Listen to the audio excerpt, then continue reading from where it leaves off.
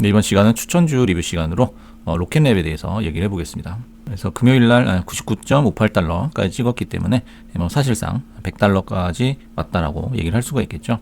그래서 최근의 흐름은 우주 관련주들은 오랜만에 르네상스를 맞고 있다, 이렇게 볼 수 있겠습니다. 그래서 1월 2일날 로켓랩을 추천을 했었는데요. 벌써 40%가 넘게 상승을 했죠. 그래서 현재는 100달러 라운드 피겨에 와 있다라는 거고요. 플래닛랩스 역시 30달러의 라운드 피겨에 근접을 했고요. 그 다음에 ASTS 같은 경우에도 100달러를 또 넘어서기도 했습니다.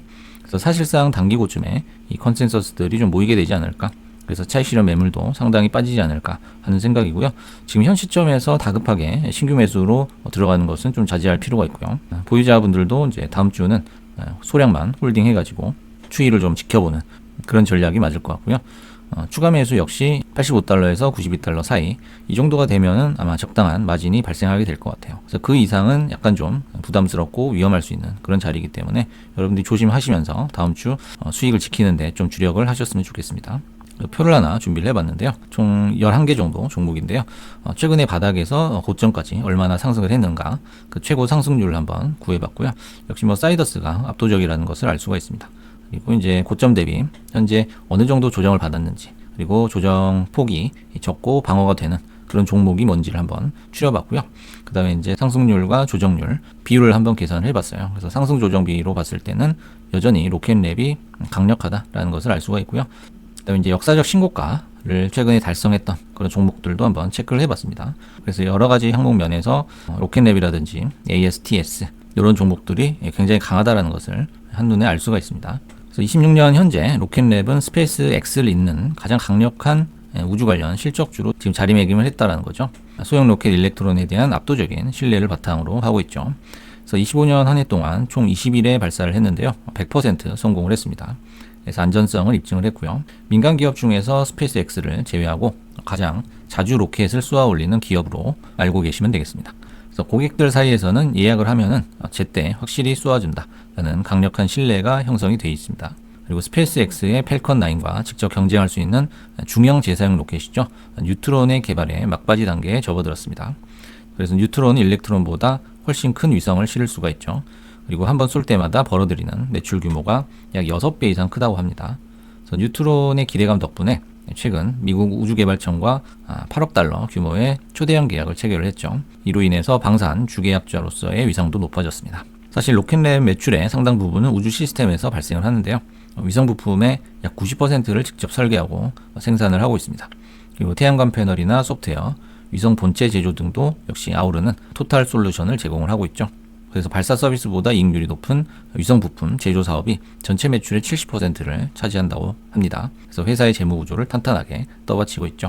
그래서 결론적으로 수주 잔고가 지금 10억 달러 이상이라고 하고요. 흑자 전환 가시화에 대한 기대감도 점점 높아지고 있습니다. 특히 이제 로켓랩이 방산 관련 부문에서도 두각을 나타내고 있죠. 그래서 미국 우주군의 프라임 계약자로 부상을 하고 있는데요.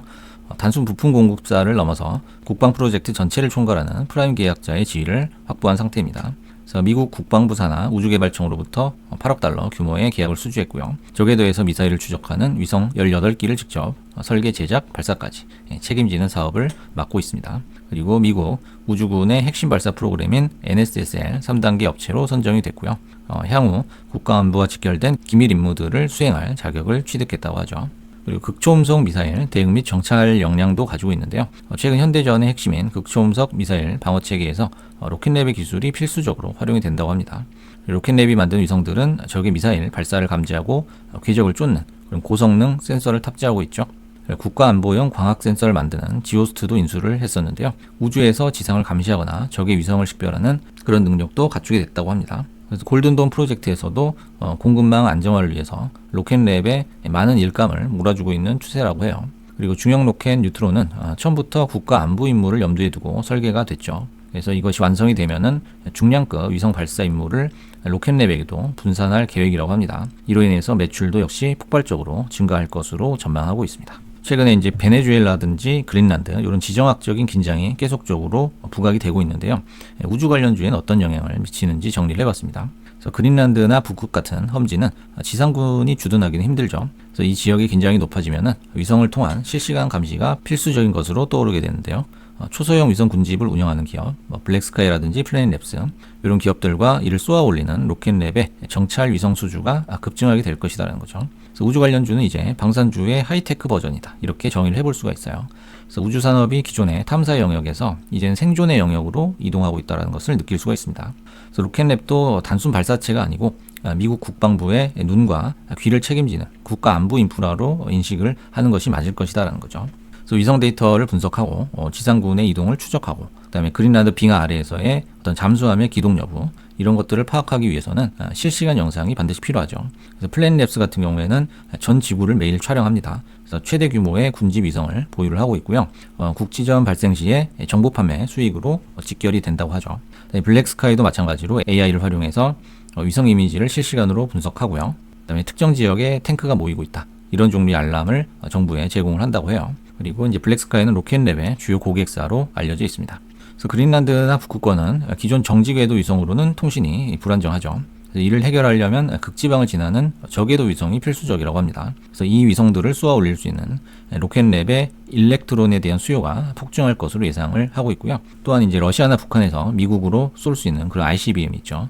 그런 것들은 대부분 북극 상공을 경유를 하게 되는데요. 그린란드 주변 긴장 고조는 미사일 조기 경보 시스템을 결국에는 우주에 깔아야 된다는 겁니다. 이것은 곧 로켓랩의 수주로 연결이 될 수가 있겠죠. 이제 마지막으로 이제 차트를 한번 보실 건데요. 로켓랩의 일봉 차트입니다. 그래서 기존에도 이제 그어드렸던 이 저점을 잇는 이 빨간색 추세선이 보이실 텐데요.